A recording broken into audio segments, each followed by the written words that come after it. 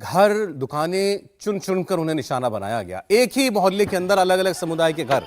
और देखिए कैसे अन्नपूर्णा भोजनालय जला दिया गया, समीर मंजिल को छोड़ दिया गया।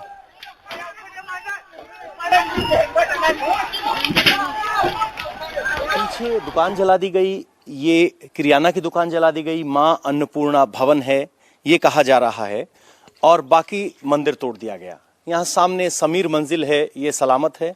वहाँ एक और देखेंगे तो दूसरे समुदाय का घर है, वो सही सलामत है। लेकिन उससे आगे जिस मंदिर पर श्री राम का झंडा लगा है उस पर हमला किया गया। यानी ये कुल मिलाकर सीधे तौर पर धार्मिक पहचान के साथ जोड़कर हुआ दंगा था, जिसमें धार्मिक पहचान के आधार पर निशाना तय किया गया वो जमीन पर दिखाई दे रहा है। आपको मेरी बात बहुत ज्यादा सांप्रदायिक लग सकती है कि मैं किसी धर्म विशेष के आधार पर घर को आइडेंटिफाई कर रहा हूं या पहचान कर रहा हूं, लेकिन इस गली में घूमने के बाद आप ये फर्क साफ दिखाई देगा। और इस फर्क को अगर आप नहीं बता रहे हैं तो आप पूरा सत्य नहीं बता रहे हैं। तस्वीरें आपके सामने हैं। मेहमान हमारे साथ जुड़े हुए हैं के शर्मा जी बीजेपी से हमारे साथ हैं, अवनीश अवस्थी जी स्टूडियो में हमारे साथ हैं, आरएसएस की बात करते हैं। डॉक्टर रिजवान अहमद हमारे साथ हैं, एडवोकेट भी हैं, मुस्लिम स्कॉलर भी हैं। तस्वीरें अपने आप गवाही दे रही हैं।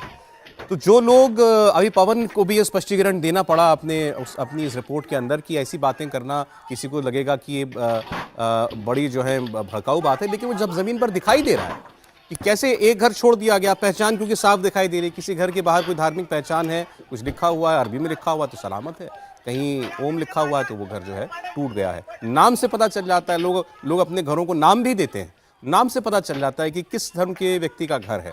तो वो देख करके निशाना बनाया गया। के शर्मा जी। ये दृश्य देखकर बहुत दिल भर आता है और स्पष्ट होता है कि ये जो दंगा जो हुआ उस दिन, ये एकदम प्रायोजित दंगा है। इस पर कोई ये नहीं है कि ये तात्कालिक कोई प्रतिक्रिया थी, ये एकदम सोची समझी एक साजिश है। जो पैटर्न हमने सीएए के आंदोलन के दौरान दिल्ली के दंगे में देखा था या अन्य राज्यों में देखा था, सेम पैटर्न पर यह दंगा जो है प्रायोजित किया गया। और जो 2 अप्रैल से करौली से जो प्रारंभ हुआ वो बढ़ते बढ़ते और उसको किस तरह से हवा दी गई है। मैं आज आरोप की बात नहीं करूंगा, लेकिन मैं इतना जरूर कह सकता हूं शरद जी कि 2 बातों का पैटर्न एकदम साफ है। एक 8 तारीख को राहुल गांधी शरद यादव जी से मिलकर बाहर निकलते हैं और एक बयान देते हैं और कहते हैं कि जो है देश कई भागों में बंट गया है और बहुत जल्दी इसमें हिंसा होगी, देखिए बहुत जल्दी आपके सामने आएगा। एक महज संयोग नहीं है सौरभ जी। इसके पहले यदि मैं आपको याद दिलाऊं तो सीए का जब प्रदर्शन हो रहा था तो 14 तारीख को रामलीला मैदान में भारत बचाओ रैली हुआ और यही कांग्रेस, यही राहुल गांधी और सोनिया गांधी उसमें थे। और इन्होंने कहा कि लोगों से कि आह्वान किया कि आप सड़क में उतर के सामना कीजिए, आपको सड़क में उतरना होगा। और 15 तारीख को जो है पूरे दिल्ली में आगजनी फैल गई और इसी तरह के दंगे हुए। मैं इस बात को एक संयोग इससे जोड़ के आपको कहना चाहता हूं कि कांग्रेस, कम्युनिस्ट, पीएफआई और जो कट्टरपंथी मुस्लिम वर्ग, इनका जो एक व्यापक षड्यंत्र इस देश में एक कोशिश की गई है कि किसी तरह से देश को अस्थिर किया जाए, ये उसका आप प्रतिफल देख रहे हैं, जो कि एकदम इस चीज में कुछ कहने की जरूरत। मैं तो उस पत्रकार को बधाई दूंगा कि उसने बिल्कुल आई ओपनर फोटोग्राफ दिया है और मैं बिल्कुल विश्वास, पवन नाम है उनका, पवन नारा हमारे सहयोगी हैं। मैं बिल्कुल कहूंगा जी, मैं बिल्कुल कहूंगा सौरभ जी, आई ओपनर उन्होंने दिखा दिया एक कि चीज में कोई कहने की जरूरत नहीं कि किसने किसको मारा। एक चीज में और कहते हो, यहाँ अवनीश जी देख रहे थे, आप लोग तो शायद आपके आसपास टीवी हो ना हो, क्योंकि स्टूडियो में है तो सारी तस्वीरें अवनीश जी ने मेरे साथ देखी है और जब आपने देखी है तभी मैंने देखी है अवनीश जी, क्योंकि अभी ये रिपोर्ट भेजी है पवन ने। ऐसा नहीं है कि वो किसी कि वो केवल हिंदू मोहल्लों में गए, उन्होंने दिखाया है उसमें कि एक ही जगह पर एक गली में मुस्लिम घर है, बगल में हिंदू घर भी है, और वहां कैसे सोच समझकर देखकर किसमें आग लगानी है वहां लगाई गई। अवनीश जी देखिए सौरभ जी, बड़ी साफ सी बात है मैं वो जो रोज़ रोज़ कहते थे कि गंगा जमनी तहजीब है, गंगा जमनी तहजीब है, हिंदू मुसलमान छोड़ो इंसान बनो, सैयद अब्बास बैठे हुए हैं, कुछ कहे ना इस पर ये। और मैं आपको बता दूं कि जो कहते हैं ना प्रोवोकेटिव नारे, मैं आपको तर्क के साथ, प्रमाण के साथ बता सकता हूं कि गुजरात में जुलूस के शुरू होने से पहले ही वहां पर पत्थरबाजी हुई कि जुलूस निकलने ही नहीं दिया जाएगा। यह है असलियत, यह है असलियत।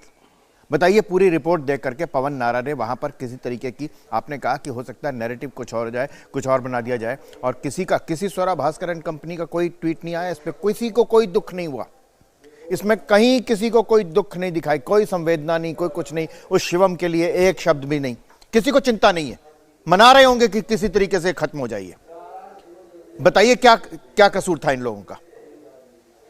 उस घर के अंदर बैठे हुए लोग जो लगातार देख रहे हैं कि पत्थर पड़ रहे हैं और तोड़ने की कोशिश की जा रही है, उसके बाद क्या उनका हाल होता, खौफनाक है वो तो। जो आपने जला हुआ घर दिखाया उसमें क्या हाल हुआ होगा उनका। लेकिन हैरत की बात है कि इस देश में लगातार अंतर्राष्ट्रीय मुस्लिम जेनोसाइड, क्यों भाई अब्बास साहब बताइए, ये तो सामने तस्वीर है ना, बिल्कुल सामने तस्वीर है ना। इसको जेनोसाइड कहते हैं कि नहीं कहते? वहां पर कोई रह नहीं रहा है उस गली में, क्या कहेंगे आप इसको? अब्बास साहब,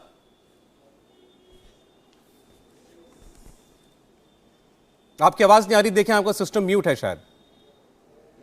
मेरी आवाज अब आ रही है, अब आ रही है, बोलिए। जी जी, देखिए, मेरा ये मानना है और मेरा ये कहना है कि जो हुआ है ये बिल्कुल गलत है, इसको बिल्कुल भी नहीं होना चाहिए।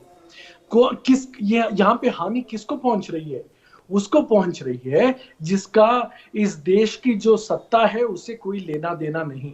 बड़ी दुख की बात है कि यहाँ पे बच्चे, महिलाएं हैं और यहाँ पे पत्थरबाजी होती जा रही है, ना कि खारगोन में, लेकिन करौली में हो रहा है, हिम्मतनगर में हो रहा है। उसके साथ साथ यहाँ जब मैं कर्नाटक से हूँ, हुबली, धारवाड़, घरें जलाई जा रही हैं, बुलडोजर चलाई जा रही हैं, पत्थरबाजी हो रही है। यहाँ पर लोगों को समझना चाहिए ये सब करके किसको क्या फायदा हो रहा है। बेगुनाह लोग मर रहे हैं, जिन लोगों का कुछ लेना देना नहीं है। देखिए, हिंदुस्तान यहाँ पर अगर रामनवमी का जो जुलूस है जारी है, हम सब मुसलमान भाइयों को उसमें शामिल होना है। जो यहाँ पे कर्नाटक में हमारे मुसलमान भाई ने शरबत पिलाई थी, वैसे ही केरल में आज केरल के एक टेंपल में 2000 मुसलमानों को बुलाकर इफ्तियार पार्टी दी गई थी। यहाँ पर जो बंटवारा होता है सौरभ साहब, जैसे अल्लामा इकबाल ने खूब कहा है कि मजहब नहीं सिखाता आपस में बैर रखना। मैं समझता हूं कि जो लोग राजनीति करते हैं, अल्लाहू अकबर नाम करके मुस्लिम अपीसमेंट करते हैं, ये गलत है। जय श्री राम कह के हिंदू अपीसमेंट करते हैं, गलत है। मैं समझता हूं, लेकिन आप बड़ी अच्छी बातें कर रहे हैं अब्बास साहब। मैं आपसे फिर मैं ये भी उम्मीद करता हूं आप कहेंगे कि रामनवमी के जुलूस में अगर जय श्री राम का नारा लग रहा है तो वो कोई उकसाना नहीं होता है, वो किसी का धार्मिक नारा है और वो बहाना नहीं हो सकता पत्थरबाजी का। जी बिल्कुल सर साहब, मैं जी बिल्कुल, जब रामनवमी का जश्न है तो जय श्री राम लगाना होगा। मैं खुद इमाम हिंद मानता हूं मर्यादा पुरुषोत्तम राम को, बिल्कुल लगना चाहिए। लेकिन मस्जिदों के सामने आके जी अगर आप मियां बोल के गालियां बरसाएं, अब्बास साहब सुन लीजिए मेरी बात। अब ये दंगे का आपके प्रोवोकेशन का आपको कैसे पहले मालूम चल जाता है कि यहां से जुलूस निकलेगा, वहां प्रोवोकेशन नारे लगेंगे, इसलिए मस्जिद की छत पर पेट्रोल बम और ईंट और पत्थर इकट्ठे करके रख लिए जाएं? सरकार के पास ये इंटेलिजेंस नहीं थी। आपकी कौन सी वो इंटेलिजेंस है कि जिसके कारण आपने पहले से मस्जिद की छत पर ईंट और पत्थर इकट्ठे करके रखे हुए थे? जवाब ले लें फिर। जी, आपने जवाब पूछा है, मैं आपके सवाल का जवाब दूंगा। दिखाइए वो सीसीटीवी फुटेज जहां पे मस्जिद में पेट्रोल बम है, दिखाइए। पत्थर तो है ना, पत्थर तो है ना। जैसे लोग पेट्रोल बम तत्काल नहीं बनाया जाता। पेट्रोल बम बनाने में कम से कम कुछ देर तो लगती होगी ना। हिम्मत रखिए, कुछ हिम्मत है तभी तो पूछ रहा हूं आपसे, हिम्मत है तभी तो पूछ रहा हूं आपसे। इंडिया टीवी हर वक्त हर जगह डाउनलोड करने के लिए सर्च करें India TV news Google play store या ऐप स्टोर पर।